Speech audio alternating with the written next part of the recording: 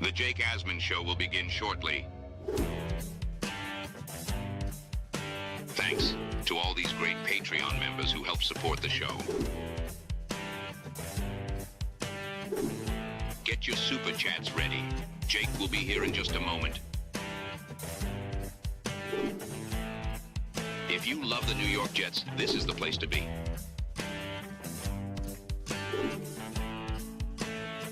And now, the Jake Asman Show. Jets running back Breece Hall is pushing back on a popular narrative about what the 2025 season actually is for the New York Jets. We'll tell you what Breece said and break that down and much more. Matt O'Leary joins us. It's July 4th Eve. Let's hit it and get it started. Man, our Jets are primed to win another offseason, baby. We bleed Jets green each and every day. Will the playoff drought finally end? Kings of the offseason, baby. This is what we do. At least we have Garrett Wilson. We have Breece Hall. Please subscribe and hit the like button below. Super chat, baby. Cut the line. We have Sauce Gardner. We have Quinn Williams. Prepare to be underdogs. Now it's time to talk all things New York Jets. It's the Jake Asman Show. Here we go, here on a Thursday. Welcome in, everybody. Stop what you're doing and click that thumbs up button right below. It helps the show continue to grow. And if you haven't already subscribed to the Jake Asman YouTube channel, make sure you do so. Ladies and gentlemen, joining us now in his weekly spot is the pride of Long Island, our good friend, Matt O'Leary. Matt, happy July 4th Eve to you. Yes, thank you. Very excited to just grill a million burgers and have 1,000 Jack and Cokes tomorrow. 1,000? 1,000. We're going for big numbers tomorrow. Now, what is your go-to move on July 4th? Are you just a straight hot dog guy and burger guy? Do you guys mix it up with the assortment of different items? Break down the Matt O'Leary July 4th barbecue. So usually I'm a burger over hot dog guy, and I usually like to toss a steak on there, big one, and just kind of slice it up and let everyone pick at it. So those are my favorites. Love that. Love that. Ladies and gentlemen, the great Matt O'Leary getting us hungry already on July 4th Eve.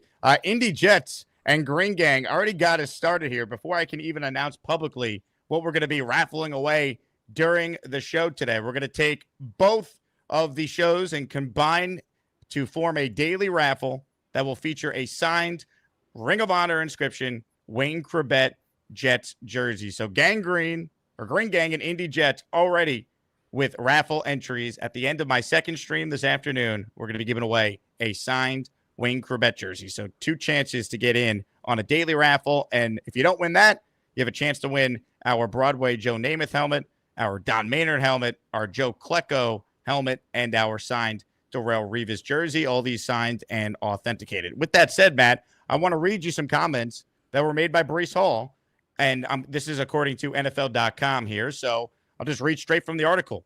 The New York Jets are entering a fresh start with a new head coach and general manager. Many from the outside might think the Jets in year one under Aaron Glenn and Darren Muji will be at the beginning of a lengthy revamp. Veteran running back Breece Hall believes the new regime, along with the offseason additions to the roster, could deliver winning results in 2025. Quote, I think people think the new coaching staff and new GM means a rebuild, but we have a lot of really good players on the roster, so we're trying to win now. And I think a lot of people from the outside are going to take that for granted and not realize that we actually have a team. So Breece thinks the Jets are being slighted, thinks they're being overlooked. Do you agree, Matt? I think to a small extent, based on where the win total is for the Jets at 5.5, I think that's a touch on the low side.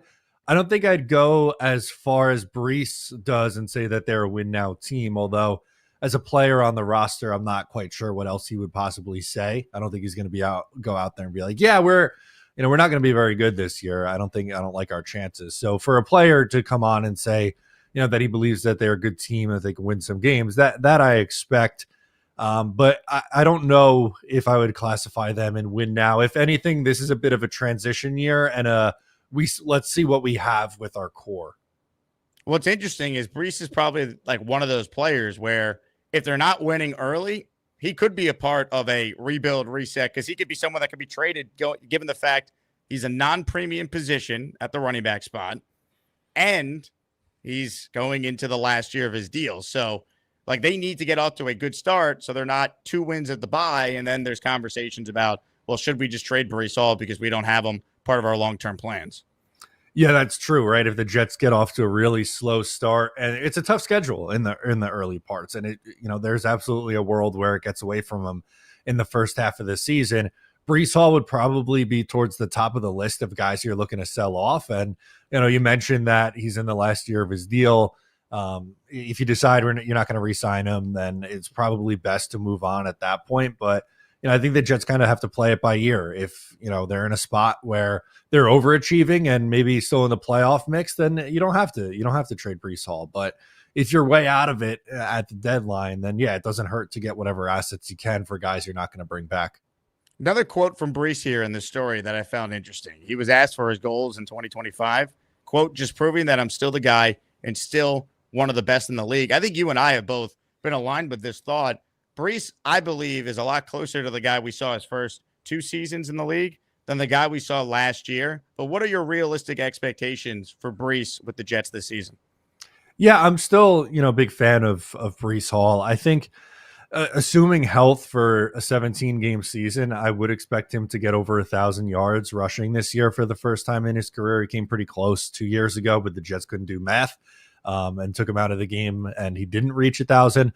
But I don't know if he's going to have that monster like 1,500 rushing yard season. But, when you factor in what he does as a pass catcher, you probably add in another 600-700 yards receiving at that point. I think he's going to be second on the team in receiving behind Garrett Wilson this year.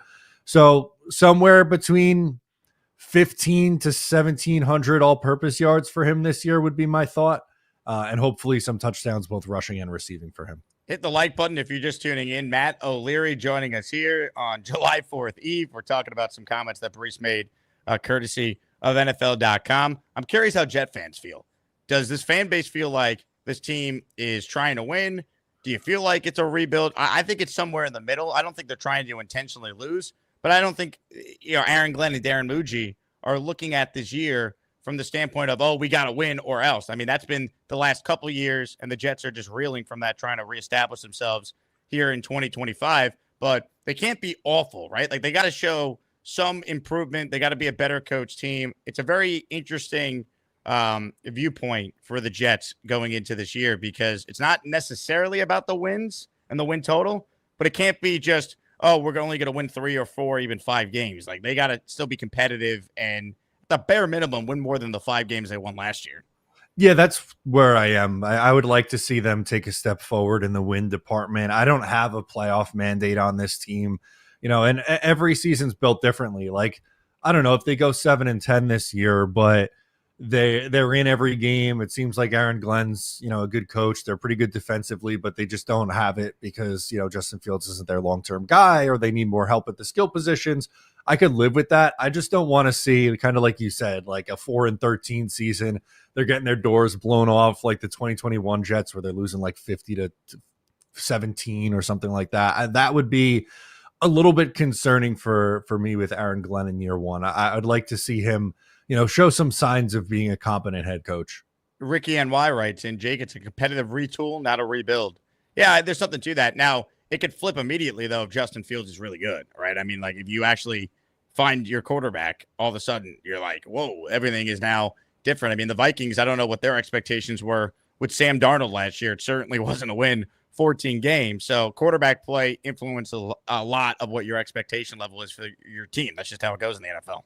Yeah, it's the most important position in the sport. So if Justin Fields comes out and is the guy who takes that leap, like we saw from, I'm going to keep going back to, but Baker Mayfield, Geno Smith, Sam Darnold in recent years, then that elevates this Jet ceiling. Maybe we're looking at a 9 or 10 win team instead of a 6 or 7 win team. But it's really going to be contingent on how he does as a passer, how his game improves as a passer. And if it does, then yeah, that absolutely both raises the floor and ceiling of this football team. Hit the like button if you're just tuning in. Shout out to everyone who's off from work today. It is July 4th Eve. We're hanging out with you here on our show, talking with Matt O'Leary. Make sure you guys subscribe to his channel, Matt O'Leary NY. And if you haven't, hit the like button and subscribe to my channel right down below. As far as, the makeup of this roster, it's interesting because a year ago they were the 3rd oldest roster in the league. Now they enter training camp in a few weeks as the second youngest roster in the NFL. And what's interesting about this Jets team is a lot of their quote-unquote best players, they've been around for a little bit, and they're still under the age of 27, 26 years old. So, like, the makeup of this team is pretty good. It's why I'm not settling for 4 or 5 wins here. I'd like to see this team do better than that. And we're also owed that fun season that comes out of nowhere, that 2006 Jets season, the 2015 season even with Fitzpatrick. Like, we're so due for just some sheer football luck. The Giants a couple of years ago with Daniel Jones accidentally won a playoff game. They went 9-7-1 and got in, right? Like, I'm just not giving up on the year and settling for, well, they weren't supposed to be good anyway. Like, show us something. If you're Aaron Glenn talking a big game, all this and that, like, let's see some real progress and improvement this year. Yeah, I mean, it's the NFL too, right? Like, we have surprises every single year. I don't think anyone had the Commanders in the NFC Championship game a year ago. I'm not saying that that's what the Jets are going to be. They don't have a young, exciting quarterback that they took second overall, but a lot of people are still high on Fields. And for me, I hope that he takes that step forward. I hope he's the long-term answer. It makes our life significantly easier. But yeah, there's surprise seasons all the time in this league. And you brought up a couple examples. Hell, even 2009, Rex Ryan's first year. I don't think there was crazy high expectations with Sanchez and Rex Ryan, and they had a bit of a bumpy start. I think they went 3-3, and then they end up getting themselves in a position where they make the playoffs. They win their last 2 games and, make some noise. You never know. You kind of just have to get there. But I would sign up for competitive games in December. Have the Jets hang around 500 all year. Great question that has nothing to do with the New York Jets, but this is what we do around here. Cody writes in, curious which Asmaniac would win a hot dog eating contest. Oof. I feel like Beast has got to be up there, no? I feel like he...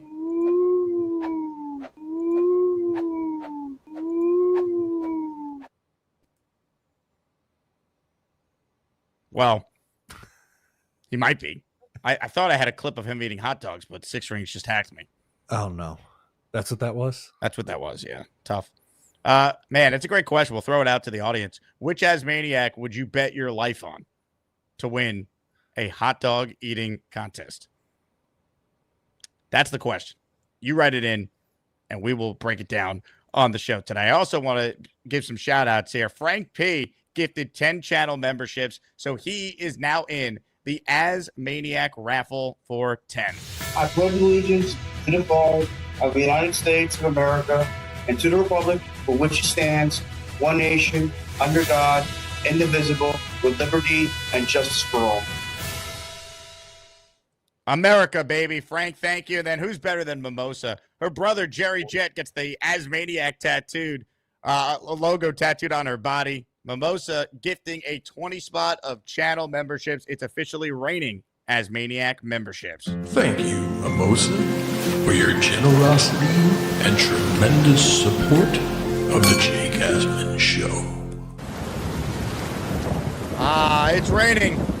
Grab the Gustbuster umbrella. It might be the day before July 4th, but it doesn't matter. All right, I'm going to rattle off 30 names here, and then I have some more questions for Matt I want his take on. M. Villette, Charlie Boy, Will Monahan, Stephen James, Kaz, Brandy Cherry, A&J Gaming, Joe, Caden P8, ND, all receiving memberships there from Frank P. These are from Mimosa now. Joe Blue, Walter McIndoe, Nakar Perks, Michael Villasino, Radical Bongos, I Have Seen So I Believe, Jay Hertz, Six Rings You Suck, Team Beastbreaker, Sam Jones, Money, Nick Glazewski, Jeremy Alamo Dovar, Todd Langdon, OGOT1 Must, John Prado, Raphael Feliciano, Leo Looters, Dan the Man, all receiving channel memberships there from the great Mimosa, who's always supported our program. Appreciate you, Mimosa. For those tuning in late,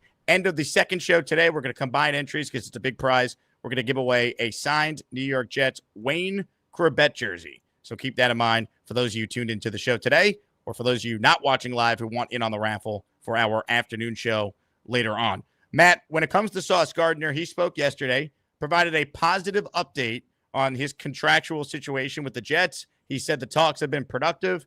What is your feel on when or if a Sauce deal gets done with the Jets at some point here? Yeah, I would think something gets done before training camp opens in a few weeks. I think there's been some progress on that. You also had him taking to Twitter in addition to being on the Pat McAfee show talking about his contract. But I would anticipate it's pretty easy to do just because you kind of copy paste the Derek Stingley contract at $30 million. Maybe it's a touch more so that Sauce can say he's the highest paid corner in the NFL. But I would expect something gets done pretty soon here. I would agree. I just think it makes too much sense. It's interesting. Sauce has done some media hits. He's a little more active on Twitter than a lot of the other Jet players. We've heard nothing from Garrett other than Garrett has said his sides are talking and he wants to be a Jet for life. I'm not even saying that's a bad thing or a good thing. It's just an observation that it feels like, at least publicly, there's more momentum towards a Sauce deal than a Garrett deal at this point. Yeah, I would agree with that. The Garrett one might be a little bit tougher. The comparisons that I bring up are the Amon-Ra St. Brown contract and the Brandon Ayuk contract. I think that's probably where he ends up. But like I said, I think there's just better comps for the Sauce Gardner one, as he's been a 2-time All-Pro, and you kind of just make him, the next highest paid guy. You're not really doing that with Garrett. I don't think he's going to get the Jamar Chase level contract. So there's a little bit more nuance to where he might end up coming in. Boomtown weighs in. Hot dog eating contest. 1 Beast, 2 Charles Gorman, 3 Pork in the Morning, 4 Bobby Beasley. Wow, are we counting Bobby Beasley as an Asmaniac? That'd be strong. Boomtown officially weighing in. Now, speaking of Charles Gorman, Matt, would you like a tour of his brand new apartment? Yeah, let's see it. Well, you are in luck because earlier today, a slew of Asmaniacs stopped by the brand new Charles Eugene M. Gorman estate. Here we are, about to enter the Charles Gorman apartment. We have the great Rick Kent. We have the amazing Addison. Well, the air's on. That's nice. There's about to be 3 more peas in here. We're in the One lair. pea? Now, this is a lair. Charles offering us water like a good host. I got guava cake, I got granola bar, we got pretzel, we got fruit snacks. Oh, it's a nice little studio apartment. I like it. It's Little cute. living room, TV. Charles, is this where you've been attempting to do the sit-ups right here? Yes, I have. All right. Oh, there's the cross that warded off the vampire. There's the cross. Jesus worked out more than Charles does. Why is the computer sticking to the table, Charles? I heard that. How's the squatty potty? I've been using it in a while, but it's good. There it is. Midget. He gets things out of the closet with the squatty potty. The squatty potty's in the hallway, ladies and gentlemen. Oh, yeah. This is where he sits and he goes, oh, everybody. Squatty potty may have just went down. I think I crushed the squatty potty by standing on it. The Charles Gorman bathroom, the Batman carpet. Lots of tissues being used, even though it's not cold season. This is where Charles shaves, ladies and gentlemen. Batman Dark Knight. That's from Purple Belt Mine. Charles' giant butt plug that he has. Charles discarding old razors. Not covered in blood. Batman toilet mat on his living room table. Very interesting strategy. Ladies and gentlemen, we are here in the apartment of Charles Rick Kent. Anthony. He's the fact checker. A for Addison. Oh, yeah. A for a fanny pack. He doesn't have much in his apartment, but what he does have is a bottle of syrup. Do a shot of syrup for everybody, Charles. Any words before you do it? Charles. Cheers. Charles. Hell yeah, Charles. Hell yeah, Charles. Ladies and gentlemen, we are living amongst it. He's not even done. It's not even done. Yeah, Charles. Going back for more. That tongue actually. Rick, you came all the way across country To meet You're in the suburbs of New Jersey, not New York City. What do you think? That is better than the Nathan's hot dog eating contest. You already had a bagel, and then you ate the whole cookie that was the size of the plate that I You got had you. a piece of it. I had one, Charles. The piece I had was that big. Don't you dare try to tell me it was bigger than that. Oh, excuse me. Oh, yeah. Are you going back to bed now that you're getting sugar high? I'll be fine, thank you. There's your, as weed would call it, your masturbatorium. Oh, yeah. Wash it down with a glass of milk. Charles Gorman, ladies and gentlemen. Fanny pack. What's it say? Champion. Fucking right he is. He's Charles. Wow. What a moment in time. And by the way, I'm glad I wasted $25 on that squatty potty I sent to Charles. That makes you feel good. Yeah, Nick Shine, man. I don't think he was able to hold him as a step stool. That's tough. Oh, my goodness. Charles Gorman might be my new pick for the Asmaniac hot dog eating contest after that video. Yeah, I mean, he went to town on that cookie and washed it down with a glass of milk. That's a champion breakfast right there. Beastbreaker wrote in, I lost my appetite. So, okay, maybe I have to have a new pick then for the hot dog eating contest if he lost his appetite. All I'm going to say is A little ironic. Anyway, Weave the Dweeve. Thank you very much, Weave. You are in the Wayne Corbett signed jersey raffle at the end of our second show today for 2 by gifting not 1, but 2 channel memberships. Yesterday, we were talking about Jets, Matt, who could potentially become all pros either for the first time or once again. So this question is from Will. He wants you to weigh in on which Jet that you think has the best chance of being an all pro player this year. I'd probably go back to Sauce, and that might be a little bit of a cop out one, but because he's won it twice already. I think he with a bounce back season. I mean, he's done it already. It depends on how good Patrick Surtain is. Obviously, he had a monster season a year ago, so that might be tough. The Olu one is interesting. I know that Will chimed in with it. That's been batted around a little bit. I think there's a path to it. The left tackles in the AFC are not nearly as strong as the NFC left tackles. So I would love to see it. I'm even just hoping that he takes another step forward. I think that's ambitious, but it would be really, really nice to see. Comments, questions, super chats. They cut the line. Hit the like button if you are just tuning in. We're talking with Matt O'Leary, the New York Jets. Rookies report to training camp on the 19th. Veterans will be there on the 22nd, and then the 2025 season will officially be getting underway. You know, a popular name has been Olu Fashanu as far as someone who could really take that next step. Limited sample size a year ago, Matt, because of his injury, and he didn't start the year with Tyron Smith out there. What do you expect from Olu this year? Can you expound on the Jets' second-year left tackle? Yeah, I really liked what I saw from him as a rookie. I thought the Jets' offensive line looked better when Olu was out there at left tackle than when Tyron Smith was playing. For me, I'm just hoping that he takes another step forward and is looked at as a top half of the league starter. If it's that all-pro level and he's a top 3 tackle in the NFL, even better. But my expectation is just he's an above-average starting left tackle, and you feel good about him going forward. And, you know, with Armand Membu on the other side, the Jets have a nice young, offensive line that can grow together over the next few years, which the Jets haven't really had that in a while. There's been a lot of turnover across the offensive line at that position group. So I'm hoping that they just kind of each one of them get better year over year as they hit their prime. And then, I mean, you look at like what Olu was expected to be when they drafted him. I mean, he was supposed to be like a can't miss guy. And we saw that briefly before he got hurt last year. So I'm expecting him to take a massive leap. I feel like he almost has to if this team's going to be any good, because so much of what we're banking on with this team is having a really good O-line, having a balanced offense where they can really run the ball, set up play action. Fields is very good with the ball in his hands, and you need protection to be able to run what I think Engstrand's going to try and do with his offense. Yeah, they definitely do. They need to have strong protection. And, if they're going to be such a run-heavy football team, that really, the offensive line plays a big part of it. We know that, watching the Jets in 2009 and 2010, they were so good rushing the football because of how strong that offensive line was. So, it goes both ways. Yeah, you have to protect the quarterback, but also if you want to establish, a ground game, you have to have a good line to do that. Comments, questions, super chats. They cut the line. Matt O'Leary is with us. All right, Matt. You put out a video, and I intentionally didn't watch it because I didn't want to spoil it for myself. But someone asked me about it yesterday. That's where I first heard about it. You put out a video where, correct me if I'm wrong, you went back and you broke down basically the worst moments of being a Jet fan in our history as a franchise. Yeah, so as you're well aware, it's a very quiet time, and I was looking for something fun, a little different to do on the podcast episode. Or painful. This week. Yeah, or painful. And I saw going around on Twitter, there was like this viral picture or a tweet that was saying like, share a picture that only your fan base would get. And that kind of sparked it because there were a lot of negative ones in there. So I did a top 5 and I had 2 or 3 honorable mentions as well here. And I did go back in Jets history. Some were before my time.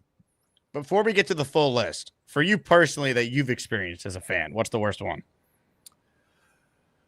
I might, now this doesn't come in number 1 on my list, but it does make it. I would go the Doug Bryan field goals in 2004, missing both of those. That would have been a huge upset win for the Jets, beating the, at the time, 15-1 Pittsburgh Steelers. And a young Matt O'Leary was very upset after that game.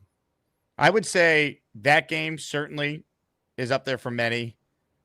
In my lifetime, most painful moments, I really think the one that stands out to me is the AFC Championship game in 2010, the 3rd and 6, where Roethlisberger hit Brown and the Jets lost that. And if they had gotten a stop, I was convinced they were going to go down the field and win the game with how great the offense looked in that second half.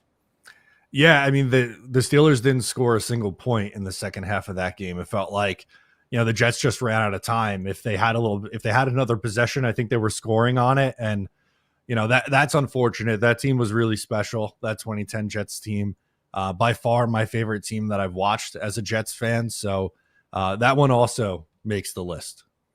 I mean, it's so brutal. And honestly, the Rodgers injury, that's right up there too for me. I mean, just being there, it was one of the worst moments of my life. And I think in person, the worst sports moment I've ever experienced. Yeah, that was the emotions before the game and him running out of the tunnel and how amped up the crowd was to essentially immediately losing him for the season. I don't even know how to explain it. You just kind of had to be there. And it's something that every Jets fan went through and I'm sure reacted the same way. It was deflating is the word that I could think of. Will says, I like all your guests, but Matt O'Leary is my favorite. Thank you, Will. I appreciate that. How much have you paid Will to write nice things about you, Matt? Nothing yet. He's not even on my payroll. Wow. Some other popular heartbreaks and terrible moments. 98, blowing the 10-0 lead in the championship game. You could throw Big Testaverde's Achilles in week 1 of 99. I mean, it's just, there's so many brutal ones. I mean, there's a lot. Thank God I wasn't around for the Mud Bowl in 82, but my dad still talks about A.J. Dewey to this day. What was the number one moment when you did the rankings, man? What came in as the top one? So number one, I did put the 98 AFC Championship game for a few reasons. First and foremost, they had a 10-0 lead in the second half of that game. And then after that, too, if they won, they would have faced the Atlanta Falcons. I think all Jet fans really would have liked their chances in that game against Atlanta in the Super Bowl.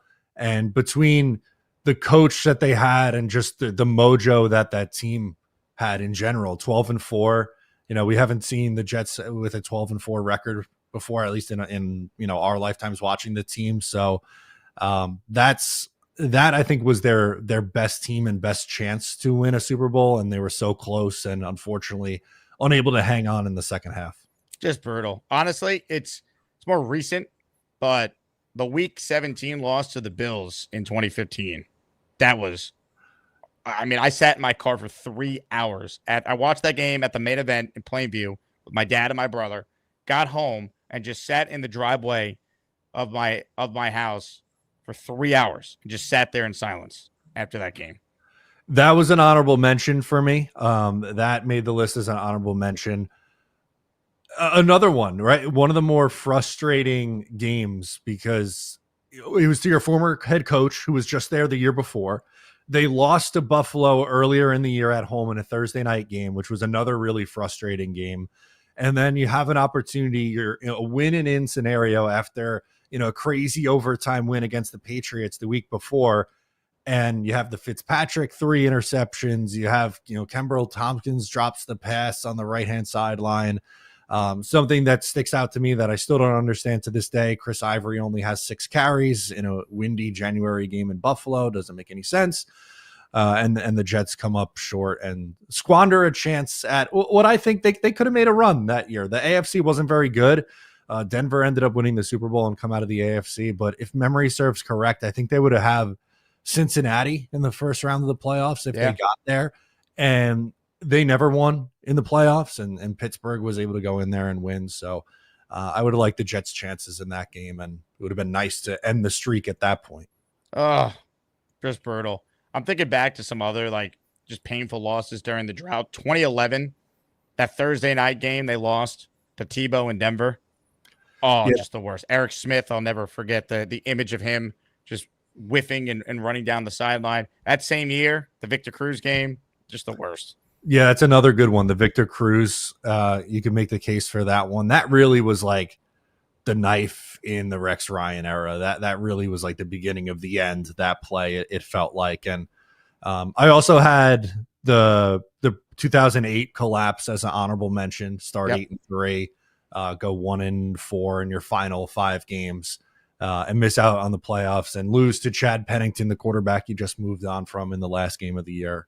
They get into the playoffs. Just a lot of really frustrating ones. The only one that we haven't mentioned that made my list, this is before both of our times, but 86 playoffs against the Cleveland Browns. They lost the Gastineau penalty. Yeah, Gastineau penalty.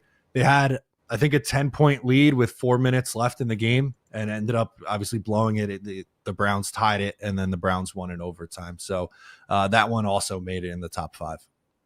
Your top moments as a Jet fan. We're going to do painful. Let's try and find some positive Jet fandom moments, Matt O'Leary. Yeah, number one just has to be that entire New England playoff game from the 2010-11 season. That is peak Jet fandom for anyone that really wasn't around for the Super Bowl in 1968-69. I think pretty much anyone under 50 years old, that's probably their favorite Jets memory. And, you know, that team was really good. They beat them in week 2 that year, and then they lost in a blowout game on, I think it was a Monday night against New England up there, buried the football, and just a really fun game and a great moment. That one has to be number one. I mean, it's just, that was the greatest day of my life, January 16th, 2011, but it was just keeping track. I mean, that's truly, like, when I think of the greatest days of my life, that is the greatest day of my life, bar none. I mean, it's tough to rank the other playoff wins because they were so special. I mean, going into San Diego when no one gave the Jets a chance and winning that game, and just I'll never forget the Sean Green run, and that was the loudest I've ever heard a sports bar I was at watching one of my teams play. Like, just like, that was insane. I'll never forget that image of him breaking free, and then they go for it on the 4th and 1 of that game, ground and pound. You got T. Rich at fullback, Thomas Jones gets them that yard, and then they advance, and Rex has a speech afterwards about 3 home teams advance and the fucking Jets, and I'll just never forget that. God, they're all good. I mean, the Nick Folk game winner against the Colts a year later was great, sticking it to Peyton Manning in his last ever game. Honestly, like, I go back 06, Leon Washington, Monday Night Football, Chad Pennington, that win in the rain in Miami as the Jets were trying to make a run to get into the playoffs. Yeah. Yep. On Christmas. Was it Christmas night? I think it was, right? Yeah, it was Christmas Day, that game. Yeah. Another game that stands out to me that was a really fun one. Well, I was going to say 2010 Thanksgiving against the Bengals was a really fun one. But even if you go back the year before, the win in game against the Bengals where they kicked the shit out of them. Oh, that was amazing. Yeah. Last game at Giant Stadium. Yeah, that one really stands out to me too. There's a ton of pressure, right? Because you have to win and in, and it wasn't even close, right? At the party. Yeah, they went up 7-0, and that was it. That game you brought up is the closest thing in my fandom I've experienced since this past year when the Knicks destroyed the Celtics in Game 6 to get to the conference finals. It was a laugher the whole way. Same thing with Jets-Bengals when they had to win and get in, and they had the towels that say win and get in. I still have that somewhere. Underrated one. The Jets-Patriots game in 2009, first game, Rex Ryan, Belichick, and the Jets won 16-9, and Rex Ryan gave the game ball to all the fans. Remember, he had the voicemail the week leading up to the game. That was so epic. He was, calling out the fans, get there early, be loud, and I wasn't at that game, but I remember watching it, and it was coming through the TV so well. Like, it was just a different level for that game. I believe Revis had an interception off of Tom Brady in that one. He did. Not that the Jets offense really did a whole lot. That's not how they won games. They won games because of their defense that year, but they were dominant against a really damn good football team in New England. Ladies and gentlemen, I have a surprise guest that has called in to the show. We say hello right now to Coach Nick Shine, who earlier gave us a tour of the Charles Gorman estate. Hello, Coach. What's up, sir? How are you? There he is. What's up? What's up, Matt? I'm not here alone. This fine gentleman flew cross country today, Mr. Rick Kent. The great Rick Kent. Flew all night long, 0 sleep, raring to go. Great to be back in New York, man. Red Eye Rick Kent. Yes. Yeah, baby. He didn't fly cross country alone. He brought Addy Boom Batty with him, baby. I love the Ninja Turtles shirt. Oh, yeah. Love it. Oh, yeah. New York, baby. New York. Backward. And then unfortunately, we had to meet up with this guy. Oh, there he is on the bike. Nate the Great. Nate parentheses Nate. Matt O'Leary. Matt O'Leary always gets me on a bike when I'm about to hit other people. That's true. We got the wouldn't be squad in together pain. here. Oh shit! You okay? Almost took off on me. What a crew. What a crew. Absolutely. We will. We got some other people to get. I got to get back to Jersey. I got to pick up Knobcraft. Then I'm coming back into the city for the third time today. We came into the city 6 o'clock this morning. Couldn't find anything. Hey, baby. Couldn't find anything open. The diners, the delis were like 8 o'clock, 10 o'clock. We went back to New Jersey, Central Jersey, Edison, Harold's at 7 o'clock, 8. Took the tour, showed them the Rio Diner, stopped at Charles. And did you play the video yet? We played the full thing. Thanks for breaking my squatty potty. I spent hard-earned cash on. Dude, it popped right back into place. I thought it was a Oh, we're good. I'm sorry. I love it. I just hope that you guys don't get any like secondhand like diseases or anything from whatever you smelled inside the Gorman lair. I was careful not to touch anything. I even told these guys, I said when he comes out, he sounded like he was laying down. Do not shake his hand. Just hug him. We don't know what he was touching. Oh my goodness. Charles. Well, you did a great job.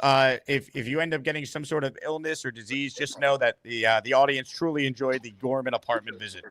We survived Awesome. the Gorman Goo Factory. And Gorman insisted we come in. We didn't force the issue. He insisted we come into his apartment. And that's a real lair. I said that on the video. That's a lair if ever I've seen one. Darn tootin'. So just the first of many memories this weekend, Jake. Thank you for having us on. And we do got to take a minute to look at the shirt. Can we look at this shirt? That's Represent my Hawaiian shirt. It's a Benny Agbayani. No, hold on. We got Ron Darling. It's all the Hawaiians. Keith Hernandez. Keith is here. Oh, that's fantastic. That's Benny Agbayani. Sid, Benny. Matt O'Leary is Googling this shirt right now to get one. I Yes. had to be there on. It was a Whatever giveaway. it was a giveaway. Just like the Juan Soto jersey tonight. We'll be there. Yeah, Juan Soto Everybody will be Jersey there. night. There we go. Enjoy the day, fellas. I love it. Great job, Coach Nick Shine. Tremendous. Be good, buddy. We'll see you for lunch. Ladies and gentlemen, the great Nick Shine. You get the fuck out. Probably put his body on the line to go and give us a tour of the Gorman estate. He has a future on MTV Cribs. Nick Shine, going through there and filming. I loved it. Amazing. Comments, questions, super chats, cut the line. Big fella has got a super chat for us. The playoff loss to the Browns is my most painful loss. Brutal, rough in the passer. Ugh. I'm glad I wasn't around to experience that. No, I didn't either. Obviously, I wasn't around either for it, but I thought that one was big enough that it had to be included on it. That's one that my dad talks about very often. Mike Perez checks in. Can't wait game and being at the 2023 season opener with Gibson winner. Literally 2 games I'll never forget. Here's the thing, though. I was at the 2023 home opener, right? And in the moment, the Gibson play was incredible. The building, even after the Rodgers injury, the rest of the night was still like it was electric. It was the best environment for any sporting event I've ever been in. But the feel of that win, it instantly wore off in about 10 minutes. Like it became depressing 10 minutes. Like it was euphoric for 10. It was maybe 10 minutes before I was depressed. Yeah, that's right. Because it was such a big win, big moment, walk-off game-winning touchdown. But that whole game was weird. Like there were some big moments that like Breece had a huge run and you'd get up for him and get excited. And that would last all of 30 seconds. And then you're right back looking on Twitter. Is there an update on Aaron Rodgers? Because they listed it as an ankle at first. And we obviously know that it was an Achilles. But once he was getting carted off, that my heart sank and I just was not in a great space the rest of that game. It was just the worst. And it's just, you knew it was over. Like when he got up and then sat back down, like I thought I was going to pass out. Like it was the worst feeling ever. Yeah. When did the stadium know? Was it when he got up and sat right back down or? Yeah. Okay. Oh. That was it for me. Yeah. When he kind of looked at the sideline and shook his head, that was an oh shit moment. Yeah. That was, oh God, the worst. Black Gypsy says the Steelers playoff game was devastating. Yeah, I mean, and the max since that Jets have not played in a playoff game since losing in the AFC title game in 2010. That's crazy. When you put it that way, I mean, it's been a long time, as we know. They lead all the 4 major sports here in their playoff drought with the amount of time that they've missed. But so much has changed in everyone's life since the last time the Jets were in the play. I was in 10th grade then, man. Like, a lot's changed since then. Sophomores in high school, and now still haven't been back. Now you're a homeowner. You're going to be a soon-to-be married man. It's crazy. And the Jets haven't been back. Ridiculous. This freaking team. Unreal. All right. Mets 2128. I'm assuming this is the Mets that has called into the show from time to time. He says, I lose my appetite every time I see Beast.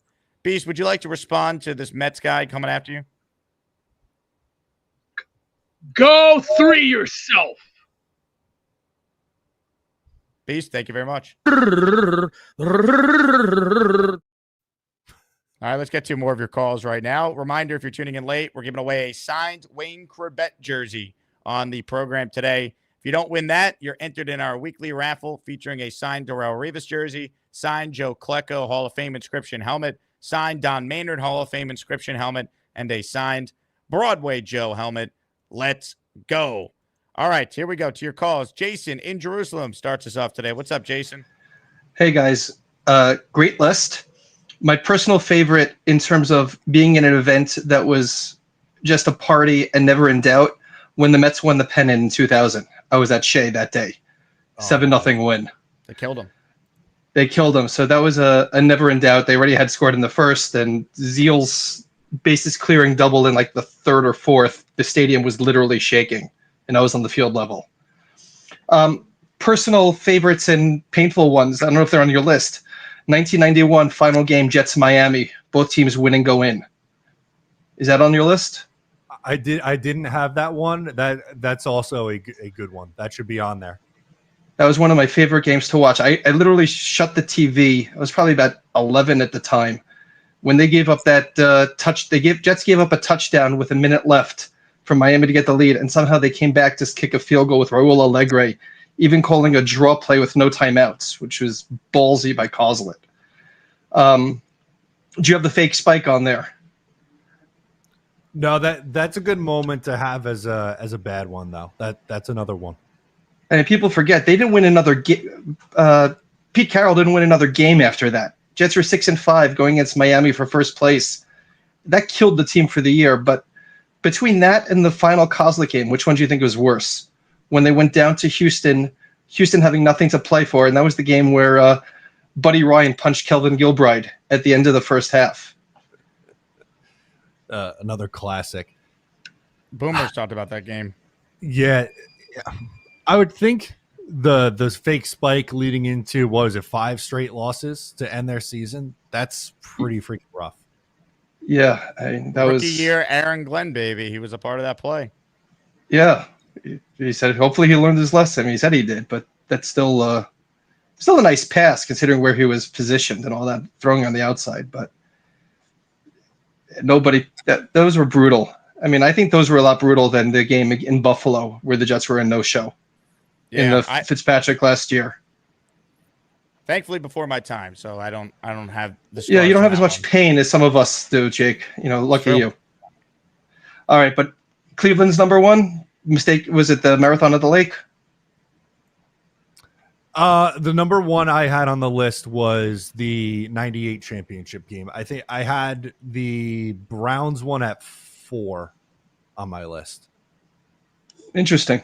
I probably would put the Browns one at 1, considering how they were up much later in the game. Okay. And just the dumb penalty. But, to each their own. You were talking about AFC title. That's game. True. That's true. But, Cleveland ended up blowing it to Denver anyway. But Jets were an underdog on the road in the Denver game.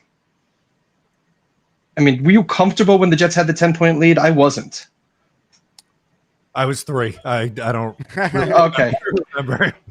I was thrilled, but I couldn't say that I was comfortable. Other times you could say you're comfortable. That's why I put it differently. All right. Be well, guys. Keep up the great show. You get the fuck out. Very much, Jason. Good stuff there. More of your calls right now. Indy Jets is next. Hello, Indy. Hey, good morning, Jake. Matt, nice to see you guys. I am with Jason on that. That fake spike it was the fake spike, but the true spike went straight in through the heart. I mean, and that just killed, especially us older guys. We remember, that was a high expectation team I mean, we just completely just washed the rest of the season from one play. I don't know what happened, but it took the air out of the entire team.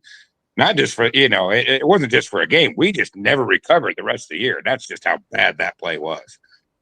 But I want to touch on something, Jake. You said Breece has a lot more confidence in the team than what other people do, right? I mean, that's what you're getting out of his comment. Breece, yeah, I think Breece thinks that they're going to be a better team than what the perception is. That Right. they don't have Rodgers anymore, new coach, no Devontae, all these names, they're not going to be good. Now, I wanted to touch on another group that believes that the Jets will be better than expectations is Vegas, and here's why. Vegas gave us a 5. We're at 5.5, but when you look at the odds, you're at plus 125 on the under, but minus 155. So that means on the over. That means that Vegas, and the odds are now changing.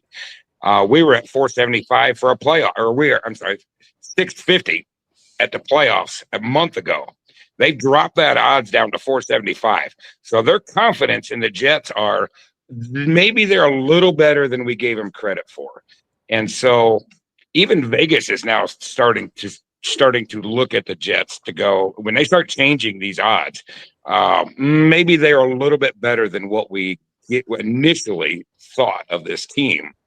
And that's why that plus 5.5 is almost a lock at 6, because Vegas is about money. They do not care about the Jets. They don't care about who wins the game, who loses the game. They care about them making money.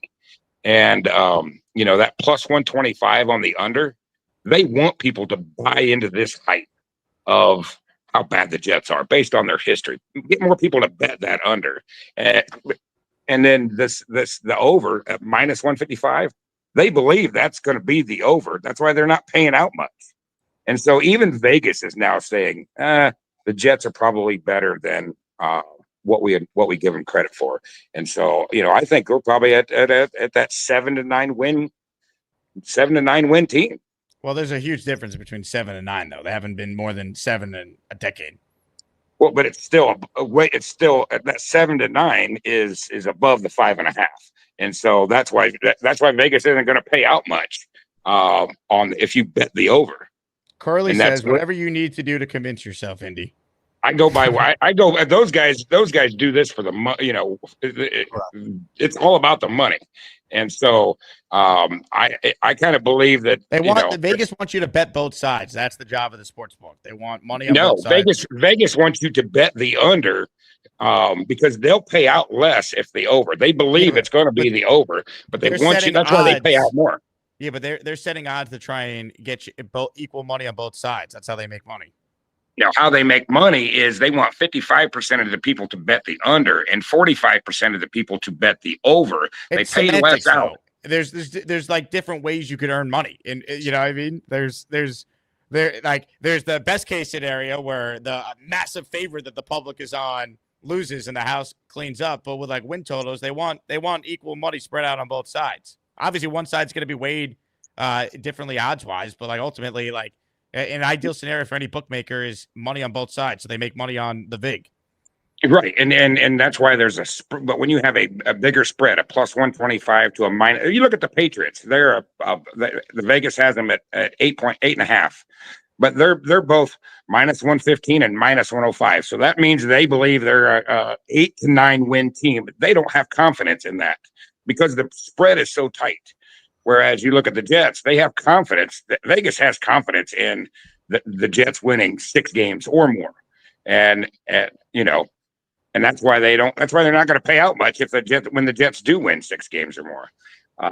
And so but now they're starting to change the odds. Like I said, even the playoffs, we were at 650. Now we're at 475. So even the Vegas is saying, hey, maybe there's more to this team than these aren't what we good odds initially though, did. Indy. If plus 475 is not good, that's still No, a it's not significant good odds, underdog. but it's the fact that they're changing the odds at from 650 to 475 is Vegas telling you, hey, we believe this team may be better than what we initially give them credit for.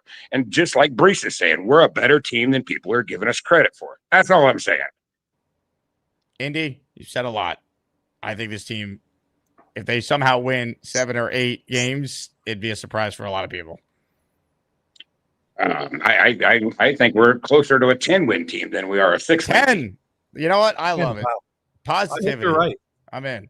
But see, even O'Leary agrees with me, and so hey, No, I said I hope you're right. I'm not agreeing with you. I think they're going to win 7. Is my number right now. You think 7? Well, okay, hey, and that's still plus that's still above 5.5. So Indy, I'll be your bookmaker. That's a win. I'll take your bet. How many wins do you think the Jets are gonna have? I already placed my bets at the plus 5.5. So do you want to take the under at 5.5 or the over at 5.5? Because I think that's probably right around where they should be. I have them winning 6 right now. Okay, so let's do the 6.5. I'll give you the game. I'll give you one game above the Vegas. So 6.5. I don't want to root against my team. I thought you were predicting them to win 9 or 10, and I was going to just fade you on that. Well, I mean, that's what I said. If we're gonna bet twice, almost twice what Vegas odds are right now, then are you going to give me like 2-to-1 odds, or what are we doing here? I mean, that's all right. I'll give you 2-to-1 odds. How about at 10? At 10, yeah, the Jets got to win 10 games. Okay, what are we betting? If you win 20 gifted memberships from me, if I win only 10 for you, 10 gifts, 10 to you, and that's a win-win for Jake. Well, it's a win-win for the community. I could just ask for cash straight up, and I rather just pay it forward to the YouTube channel. Right. Well, YouTube that's 30%. We'll Venmo that. That way you get the full thing, the full amount. I like it, but I'm telling you, I'm putting it back into gifted memberships, so we all deal with the Jet We'll do 20 and 10. You got 20 and 10. 10 wins. Yeah. Great. I will never be. You'll get the. I'll be you'll thrilled get the to 10 have anyway. You'll get the 10 anyway, regardless. So that we give that. We try to help. We try to help the show out as much as we can anyway. So. So let's do it. 10 wins, and either way, if the Jets win 10 wins, we're all winning. Exactly. I'd be thrilled. I would never be more happy to hand you $100 than I would be if the Jets won 10 games. Right. I've never, we've never experienced a Matt O'Leary show or a Jake Asman show at the end of the season with a winning record. Nope. Yeah. So, can you imagine, get Matt back on, after week 17 and we're headed to the playoffs? You guys probably would just be silent. Be like watching Coach Cho. It'd just be complete silence because neither one of you would know what to say. Are you going to be tuned in to the Coach Cho show on July 16th, Indy Jets? Are you excited? I haven't got the official invitation, so I don't know. I'm it's Shania Twain. I think it is. He's a big fan of yours. Gator says, I think Big Cho might need an intro. Big Cho. Yeah, it's nice. I like my recliner. No, I just called to check in. Big Cho. I don't like all those wrinkles on my head. I don't have that many wrinkles. We're talking about Big Cho. My implants are coming in 3 months. The Kardashian ones? Put the jet gear on for you. Been running some errands early. Came home just chilling. Big Cho, man. He's got a new show coming out, man. Another Jet YouTuber being born from the AsmanJake universe. I love it. Welcome to the club. I love that he's an Islanders fan, too. Shout out. He also, I think, just randomly wears sports apparel for any team ever. Oh, okay. We love Big Cho. Ladies and gentlemen, Curly Norman has joined the raffle for 1. Ryan McCarthy has joined the raffle for 1. Black Gypsy has joined the AsmanJake raffle for 1. And Anthony has gifted 5 channel memberships, so he is in the AsmanJake raffle for 5. They don't know what the they're doing. Do you understand that? Ladies and gentlemen, thank you to everyone who's gifted. We're going to give away a signed Dwayne Corbett jersey on the show today, plus more chances, of course, to enter our Mount Rushmore Jets-themed raffle, Namath helmet, Maynard helmet, Klecko helmet, and Darrelle Revis signed jersey. Big fellow with a super chat here. A few minutes left with Matt. He says another brutal game was when Garrison Hurst ran for like an 80-yard touchdown to end the game. I believe it was the first play of overtime. So many missed tackles. 96 yards, week 1, 98. I don't think that play is as painful because of what happened that year, right? They make the change to Vinny and they end up going 12-2 with Vinny. They finish 12-4. But yeah, week 1, 98. Longest play, longest run in overtime history was 96 yards in that game. It's a really, really tough way to lose a football game right there. 96-yard run. That's a pull your hair out moment. Oh, my God. Ladies and gentlemen, Dan is joining the raffle. He says, get me in the raffle. If I win, my 1-year-old son will do a Jets chant. Oh, I love that. Dan, you are officially in the raffle. All right, we'll do one more call here with Matt, and then I'll stay on for the rest. Ladies and gentlemen, we say hello to Kyle Clifton.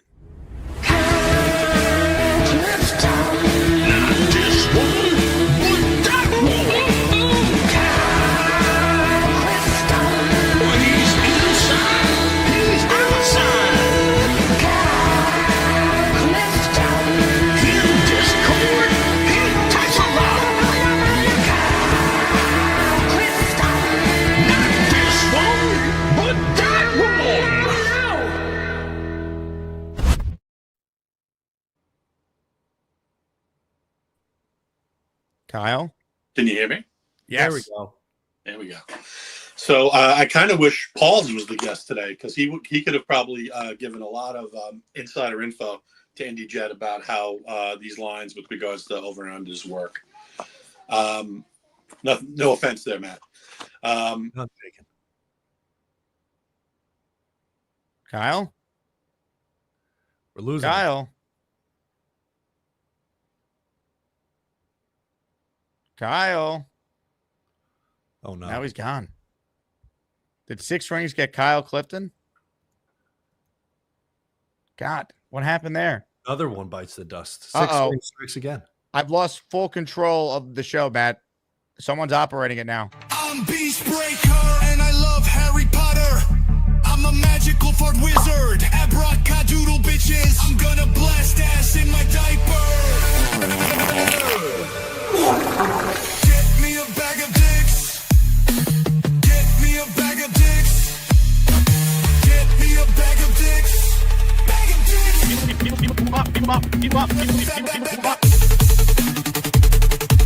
dicks. Bag of dicks. Bag of dicks. God. I've regained control of the show now. Don't worry. Oh, thank God. I'm going to try Kyle again. I don't know if he's there, though. Kyle, are you there? What an angle. Oh, no. This is one of the great angles we've ever seen from Kyle Clifton. Kyle Clifton giving us new viewpoints. Forget if he's inside or outside. Is he horizontal or vertical?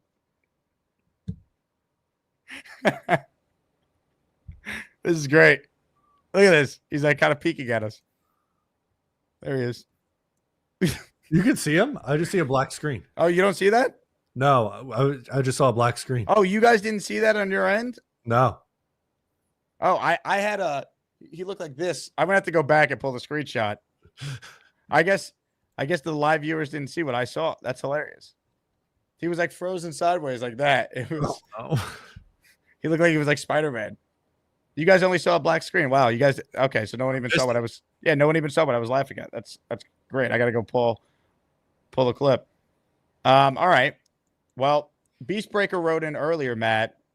I could do a hot dog challenge. I'm ready. Oh, thank God. So we started the show asking about your July 4th plans. I think it's a good time to end the show with Beastbreaker apparently eating hot dogs. Ladies and gentlemen, it's time.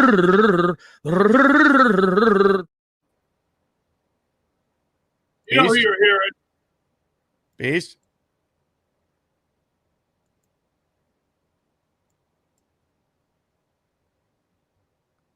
Where are the hot dogs, Beast?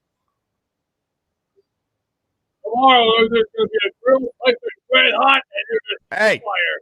you said you could do a hot dog challenge now, I thought. Where are the hot dogs? Go get some hot dogs, Beast. He's gone. What are we doing here? Man. Was that 6 rings again? He got him. What the heck? Abracadabra. All right. Well, I think I can make Kyle Clifton magically appear. Hello, Kyle. You're on mute, Kyle. Am I? There you go. Yeah, I'm sorry about that. Sometimes technology is not so good for us older folks. Yeah, so the whole thing with the over and under lines, I think there's real opportunity there. I think their sports analytics people come in initially and help them set the lines. They look at the schedule. They have their casino people look at who's public, who's not, who's going to draw the most interest on either side of a bet, and then as the money comes in, it moves it to keep the win total kind of in the middle, like Jake was saying. But I feel like, and this is my personal feeling, that they're kind of slow to do that as opposed to week games, right? So if you're really paying attention to that stuff and you're paying attention to injuries and developments and trades and signings, you might be able to capitalize on that from a betting perspective a little bit more. I love to bet over and unders for win totals and points and stuff personally. But that's just kind of how I feel about it. With regards to the Jets prospects this year and what Breece was saying, I feel great about that coming from him because that tells me that he feels like he can contribute and that he's healthy, right? So for him to come out and say, we have a team, that means like he feels like he's going to be contributing. He feels like the scheme is going to be more suited to him. So much is going to come down to the quarterback. I think we've said this June and July ad nauseum, right? Like if Fields can take care of the ball and he can be a reasonable facsimile of a pro quarterback, middle of the pack, they should be pretty good offensively. I think that 22, 23, 24 points a game are not out of the realm of possibility. And based on some of the personnel we have on defense, we might be able to win some games. Now, for us to take the next step, we might be a skill player or one or two away, and that's where we reside right now. But yes, we could allow ourselves for the possibility of being pleasantly surprised by Justin Fields. That's all we have to hope for right now, which is totally fine. It's just the key is when we actually get to the games. And there's going to be moments where, we all say play good defense and run the ball. But there's going to be moments where you're going to need your quarterback to make plays. Can he do it? Can he get better as a passer? Can they help scheme guys open for him? Do they have enough weapons for him to be able to do it? Like Sanchez had really good weapons. That helped. He wasn't a great quarterback, but they put really good pieces around him. And the game's different now. You need to throw more in today's NFL. You can't just be only ground and pound. So that's my big question with Fields. What level of passer can he continue to improve to be? Yeah, and the last thing I'll say is I've been retired from competitive eating for some time now. But, hot dog eating contest 20 years ago, I probably would have been in. I will tell you that and I was telling some people, I think in the Patreon or whatever, that I did 1 beer and 1 hot dog per inning for 9 innings a couple of years. And that was no walk in the park. This is around the time, you'd learn about these things online, like the Saltine Challenge. And, I think I did one once where you had to eat an entire pizza in 20 minutes or something like that. And that happened to be on like the hottest day of the year outdoors. After we were all hungover, we did a bet about it. That's the kind of stuff that, I want nothing to do with it anymore. And I can tell you, hot dogs are particularly disgusting when you're talking about things that you're taking into your body in bulk. So that's my final point of the call. Thanks for your time, guys. Ladies and gentlemen, we finally got him. Clear connection, Kyle Clifton.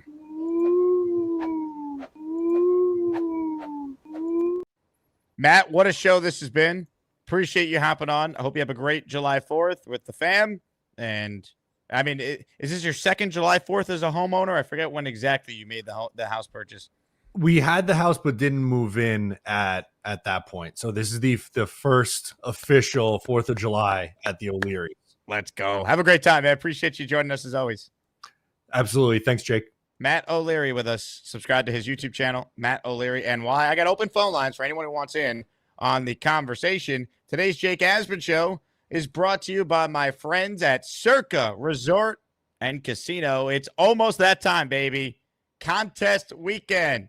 And Derek Stevens of Circa will tell you all about it. Circa Million and Circa Survivor are back with a massive $21 million in guaranteed prizes. Circa Million.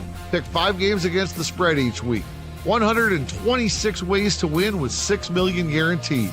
Circa Survivor, 1 pick a week, no point spread. Last the longest to win it all. $15 million guaranteed. Enter in Nevada, play from anywhere. $21 million guaranteed. Visit circasports.com for details.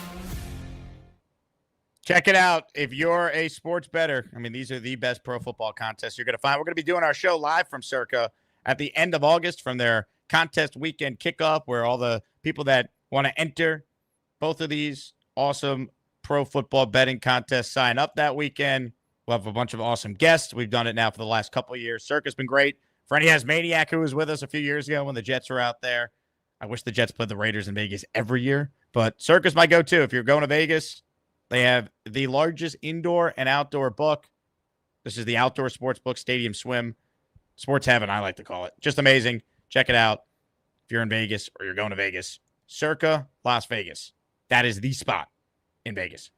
Let's see what we got here. Alan says, 1 hot dog, 1 beer every inning. Yuck. I mean, that's a real thing, the 9x9 challenge, or the 999 challenge. How many hot dogs could I put down over the course of a 9-inning baseball game? I mean, I've never tried it, but maybe I could get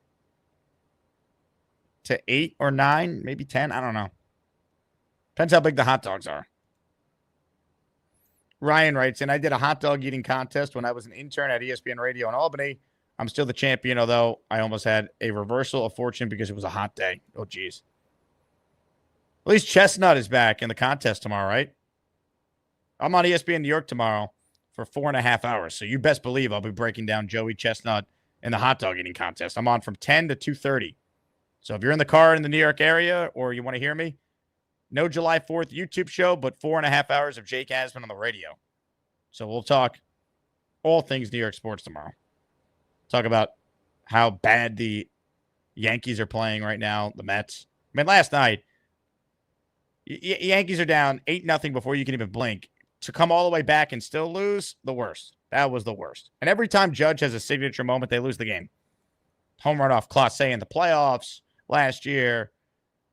He has this 3-hit, multi-RBI home run game 5 of the World Series. They lose that. He has the huge game against the Field of Dreams game comes to mind. Like, there's you go down the line, it's like all these signature moments, they lose the game. It's brutal.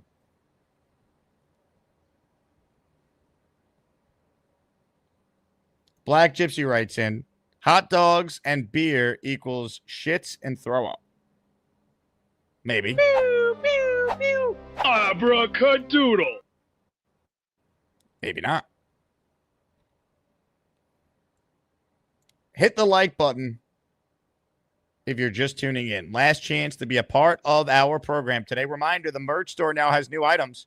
Jake Asman Show pennant, Jake Asman Show, and Asmaniac flags. Brand new. Check out the merch store, jakeasman.com. Also, for summer, we have shorts, we have slides, tank tops, bucket hats, all of it. Man with a rake with a great question. Sabrett's or Nathan's? I like Nathan's. Big Fella writes in, 6 Rings performs his hot dog. Okay, thank you, Big Fella. Didn't read that full thing before putting it up there. God. Unreal. Jake West writes in, Jake, thoughts on the butt fumble? That play doesn't bother me. I think ESPN blew it up, but Daniel Jones falling on his face is far worse. I think the butt fumble is the most overrated play ever. Who cares? It's only a big deal because it happened on Thanksgiving. So the whole country was watching it. If it happened in a random 1 o'clock game in November of 2012, no one would bat an eye. But it was Jets Patriots Thanksgiving night. That's why it was hyped up to be something way more than it was. Like, who cares? The Jets were already getting killed in that game. Meant nothing. So I'm with you, Jay Quest. I think it's the most overrated play ever. Mark Sanchez shouldn't be remembered for that silly play. Like, it's not even funny. Like, okay, it happened, whatever. Should be remembered for 4 road playoff wins over 2 years, and the fact that they haven't won a playoff game since he was the starting quarterback here. I'm a Mark Sanchez truther for life, baby. That's where I'm at. All right, let's do Daz's call here, and then we'll end the show with a little Ask Jake Anything, and then we'll get you set for show number 2 later. What's up, Daz? Yeah, how's it going? Hey, Daz. Hi. Yeah, I thought I'd call in because you were talking butt fumble game. I was because I was there. I didn't even know it happened until the day after watching it live. Obviously, I just saw them run it back. So it's massively overblown out of proportion. That I just remember going down 21 points in a minute. So offense, defense, special teams. Well, 3 of them scored against us in a minute. So that was good. That's the bigger thing on that game than the actual butt fumble. I don't think it was actually that special, to be fair. It really wasn't. Like, it's an insignificant play given what was actually happening in the game that night, and the 2012 Jets, they sucked. Yeah, well, like I just said, I think it's a bigger thing, the fact that they scored within a minute on offense, defense, and special teams. Like, because that's what I remember from the game, just thinking, how has this happened? And I was sat next to these 2 obnoxious Patriots fans that remind me of 6 Rings. So, and well, to be fair, yeah, they actually probably weren't fans either. But that's all I remember from it. So no, it was massively blown out of proportion. But yeah, I just thought I'd call in for that. Really, just say that. So yeah, Daz, how is UK celebrating July 4th? Because it's we're on. Yeah. What do you guys do? Are you guys thrilled that you no longer have ownership of America? You see, actually, we were on about it before, me and Jess Johnny in the chat. We don't even acknowledge it. When it comes to American history, we don't learn it at all. Obviously, there's a lot of history we don't learn about other stuff, but we learn a lot more about our kings and stuff and all that kind of crap. They don't really talk about the American history at all, really. They don't even talk about us going over there, to be fair. I can't remember it. You guys don't bring up the fact that Great Britain blew a 13 colony lead? No, we don't, because we definitely fumbled that one. No, we don't learn about that at all. And to be honest, that entire season, like the entire British Empire season, it just kind of went to shit, didn't it? So, after the bye, we kind of fucked it. So, we don't really talk about it. But it's good for you guys. Happy birthday to your nation, I suppose. We don't really have anything like that over here. So, yeah. Daz, I'll tell you what. This is for you and everyone in your native land. I pledge allegiance to the flag of the United States of America and to the republic for which it stands, one nation, under God, indivisible, with liberty and justice for all. America, yeah. What do we got here? Gator, V-Man won't be celebrating tomorrow.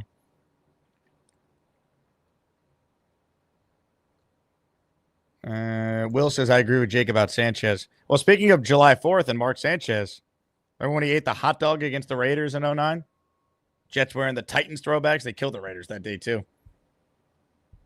Revis had to pick off Jamarcus Russell in that game, I remember. This was the most overblown story, too. Remember people were trying to make this like some sort of like issue that Sanchez had the hot dog real quick on the sideline? Had like the Jets equipment guy like run into the stands and get a hot. It was like, oh, how could Sanchez do this? The media was always looking to start shit with the Jets and Rex. Always. Always. This was like prime Manish Mehta being an asshole. All that. All right. Maybe our final call, ladies and gentlemen, we say hello right now to someone that is going to get up close and personal with all of us. I got my eye on you. Check, make full screen. It's fireball, whiskey time. David motherfucking T.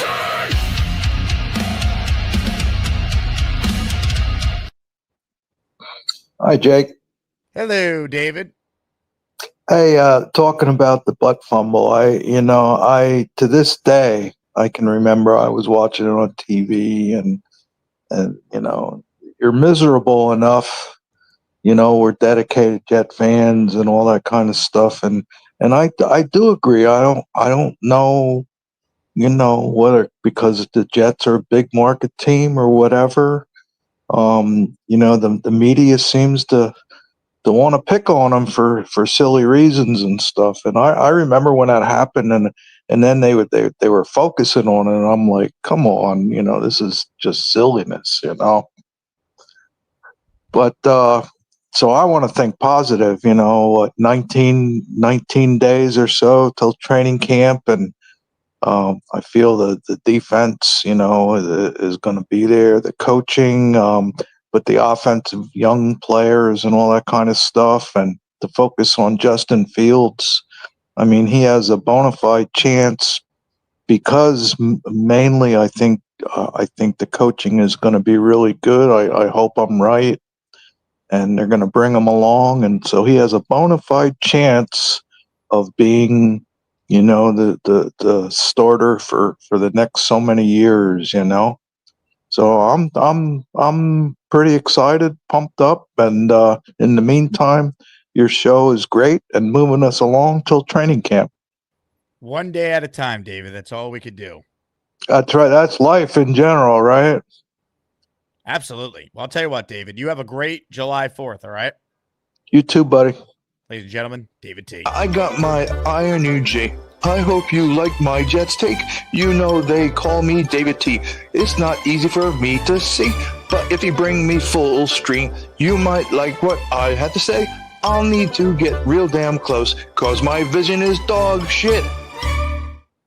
Love that from David T. Hit the like button if you haven't. Chris writes in, I'm sitting in bed watching the greatest Jake Asman show, wearing my New York Jets shirt with logo in bed. Hell yeah, Chris. Chris, you should call in, man. You're laying down in bed. You got time. Come on down, baby. Radical Bongo says, I've never had a Discord, but I made an account. I want to join your Discord, Jake. Do you have to be invited, or is there a link to join? Yes and yes. You have to be a Patreon subscriber. So if you join the Patreon, you'll see the link to join the Discord is on the dashboard for the Patreon when you join. One of the perks of the membership. So check it out, Radical. We'd love to have you in there. Just $6 a month. But if you sign up for the year, it's even cheaper. And if you sign up for the year, you also get 10 raffle tickets for both daily and weekly. And we're going to give away a Wayne Corbett jersey on the second show today. So be ready. If you entered on this show, it counts for the second show today too. So be ready.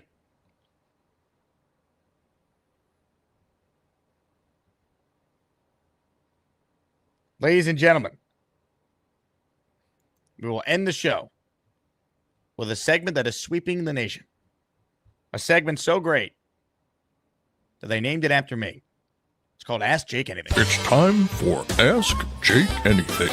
Ask about New York sports. Can't afford a therapist? Maybe Jake can help. We can even discuss if the moon landing was real. Seriously, Ask Jake Anything. All right. Anything on your mind? Sports, non-sports. What do you need to know? Question from Rich. Is Mike Brown a good coach? He's not a bad coach, but he's a retread. I mean, To me, it's an underwhelming hire to go from Tom Thibodeau just to end up with Mike Brown. It's very similar resumes. Like, maybe Mike Brown will do a good job. He's been to a finals before. He's been a coach of the year twice. Thibodeau's been a coach of the year like twice. Like, I mean, Mike Brown's not a bad coach, and he's been in high-pressured situations, which is good, right? He's been in Cleveland with LeBron. He's been in L.A. replacing Phil Jackson with the Lakers. He was around the Warriors team with Steph and KD. Like, he made the playoffs in Sacramento for the first time in 17 years out there. He's not a bad coach. But I don't look at Mike Brown as like this clear upgrade over Thibodeau. I'm going to give Mike Brown a chance. Leon Rose overall has done a really, really good job, so he gets the benefit of the doubt here. But if you told any Knick fan, hey, we're firing Tom Thibodeau and Mike Brown's coming in, when they did it on June 3rd, no one would have been like, yeah, that's awesome. So be careful what you wish for. And the Knicks are in a spot where anything less than getting to the NBA Finals this year is going to be looked at as a failure. Like, that's the expectation level. Not just because the Knicks are really good, but because they also are in a conference that's going to miss key stars from the contending teams. Boston blew it up. They don't have Tatum for the year. Indiana not only loses Miles Turner in free agency, but they also obviously don't have Halliburton for the entire season. So it's all right there for the Knicks. It's either get to the finals or you failed.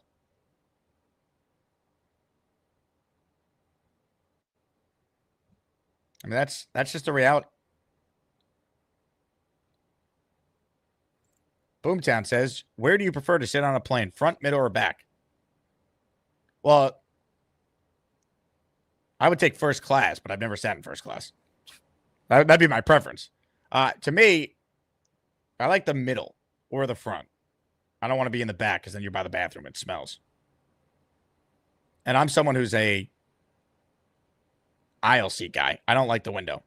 Because nothing's worse than if you got to go to the bathroom and there's people next to you that are sleeping and you got to wake them up. It's the worst.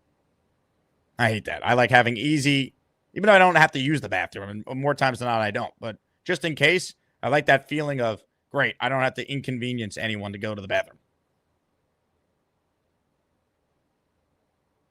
Ralphie says, do I think the Patrick Ewing draft lottery was fixed? I believe in the moon landing, but I believe that was a hoax. I actually don't think it was fixed, but I understand why people do.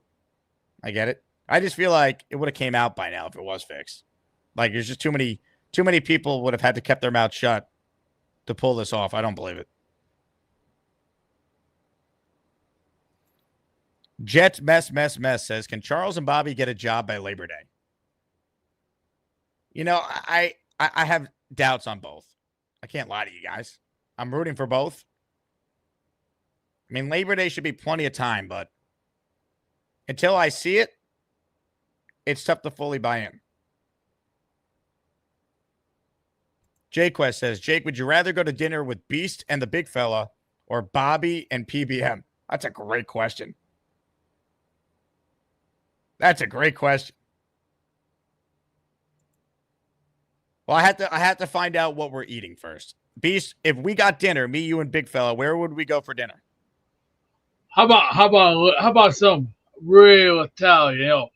Some veal parmesan with some spaghetti and some tomato sauce and fresh garlic bread. And I say fresh. Okay. I might have to go with that. I mean, I love Mike, but we know Bobby smells. You mean he stinks? That's right, Beast.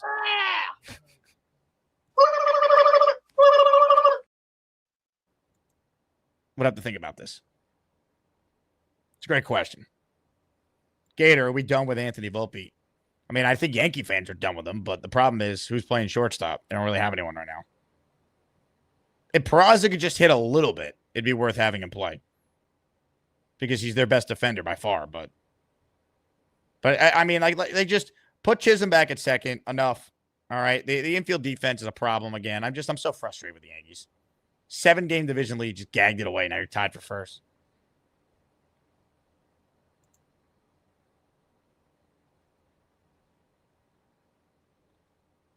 Jason says, how did you get 6 rings to stop the hacking? We haven't yet. He hacked us earlier. Now, we do have some more guardrails on, so it hasn't happened as frequently, but there still has been a little hacking during the show. It's been very frustrating. Good afternoon. I'd like 1 bag of dicks, please. Thank you very much. He did it again. All right, I got my bag of dicks. Let's go. See, he's still out there. He's still lurking.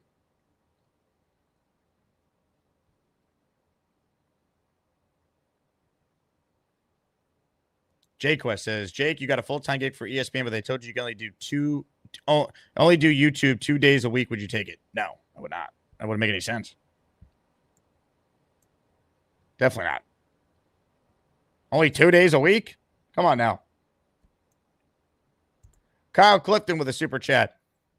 Also, casinos and online books make money on financing, short-term interest, and uncashed tickets. The hot dog and beer thing did result in throwing up after the hour time limit. I had to keep down an hour after. What a wide range of topics addressed in the super chat from Clifton. The next time we have Jeff Parles on, we could go more in depth on like why lines are set the way they are, what the line movement with the Jets win total actually means. But you're definitely right about that, Kyle, for sure. And you had an hour time limit to try and eat 9 hot dogs and drink 9 beers. Oh, I'm getting nauseous like thinking about that. Ugh. An hour? That's crazy. Brian says, what's the likelihood the Jets keep a fullback? I actually think it's higher than maybe some realize because Andrew Beck has played in the league before. It was the first move Muji made as GM. That was the first transaction. They want to run the ball. I can see it.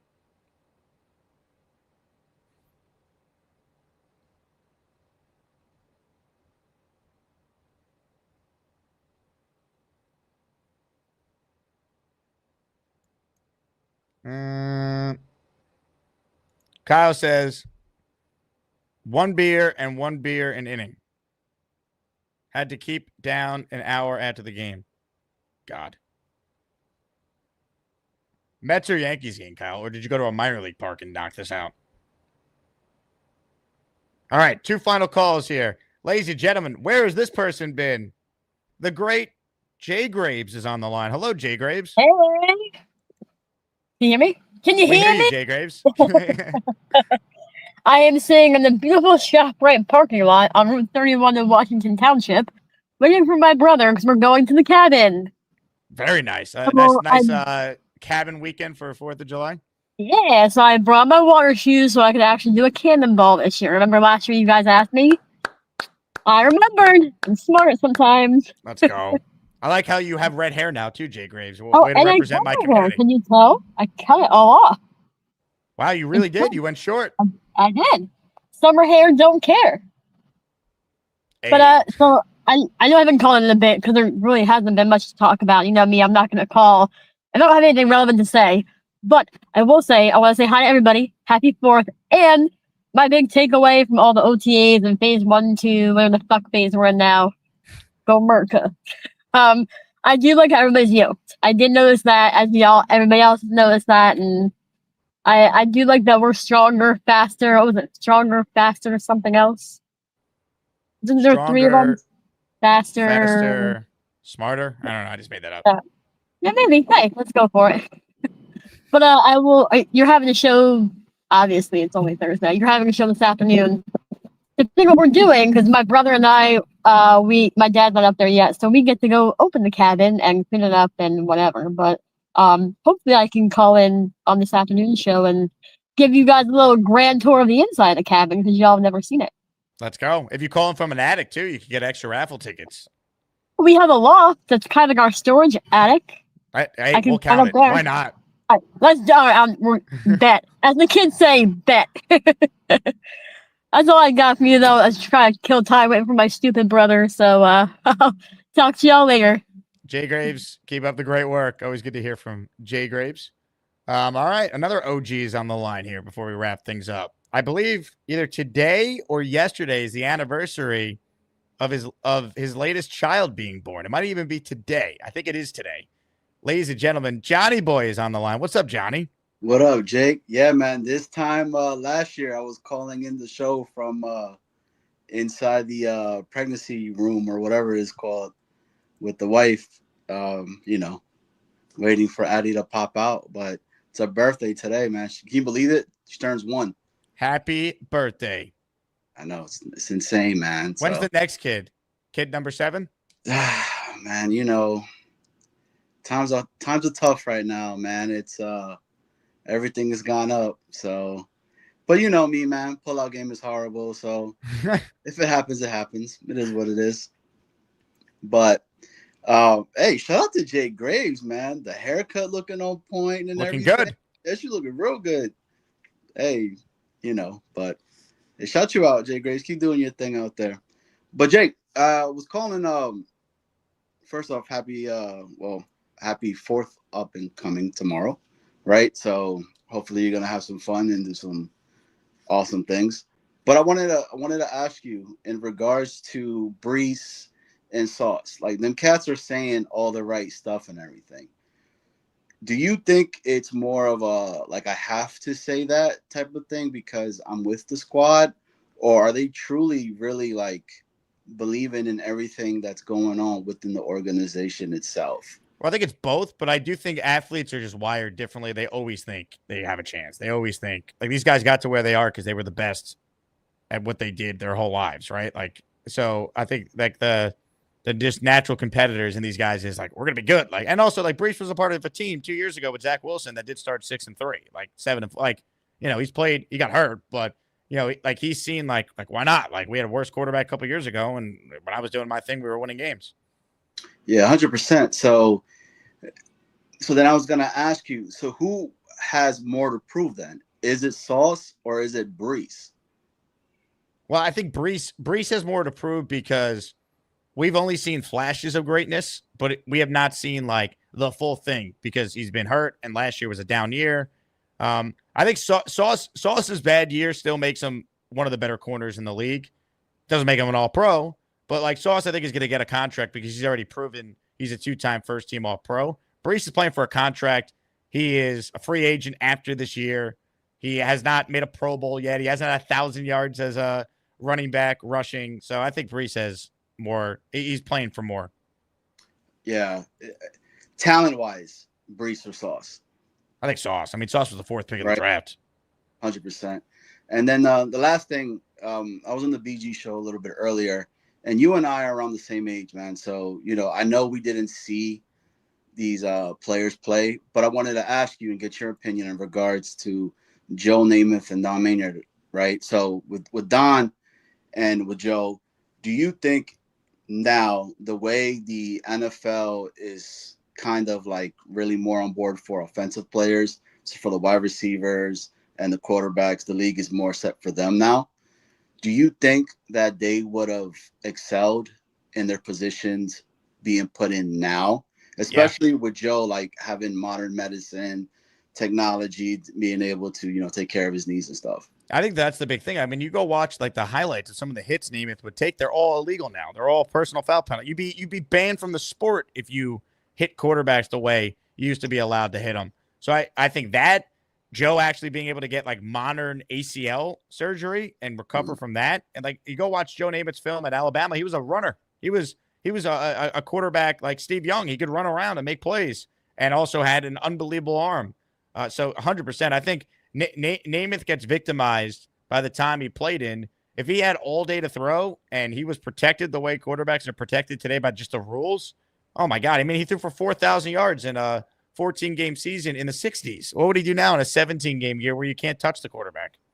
Exactly. Yeah. So, well, yeah, that's what I wanted to know, man. And again, to everybody out there, a happy 4th, man. You know, USA, baby, America, all day, every day. And happy birthday to the youngest, man, Addison 1. Dude, I called in like from the hospital. Like, I don't think anybody has done that yet. So, but it is what it is, man. Hey, Jake, have fun, bro. Subway Series, man. Both of our teams went on a skid, and we meet again. Yes. It'll be a good series. Johnny boy, happy birthday to your daughter. And, of course, appreciate you calling it as always, man. Let's go Jets. Go Jets. You get the fuck out. All right. What a show.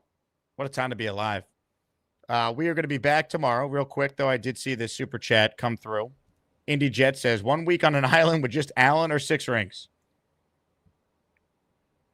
How much do I have to pay to not ever have to make that decision? Is there a get out of jail free card for this? And what does that cost?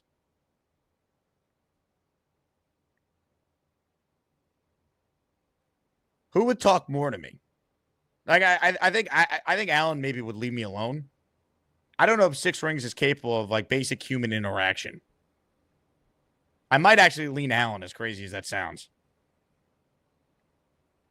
Because Alan is just a dick, but he at least, I think, can understand basic human interaction. I think Six Rings will just not shut the F up the entire time. And he'll just annoy me. So I might actually lean Alan if that logic makes sense.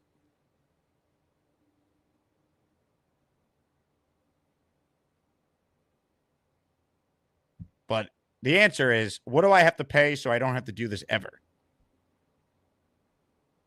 You know, I actually was told in hell, they sit you down in a chair. You can't leave. They bring a screen in front of you, and you just have to read Alan's comments on every Jet YouTube show and Gorman and Bobby Midnight shows for the rest of eternity. So you got to consider that as well.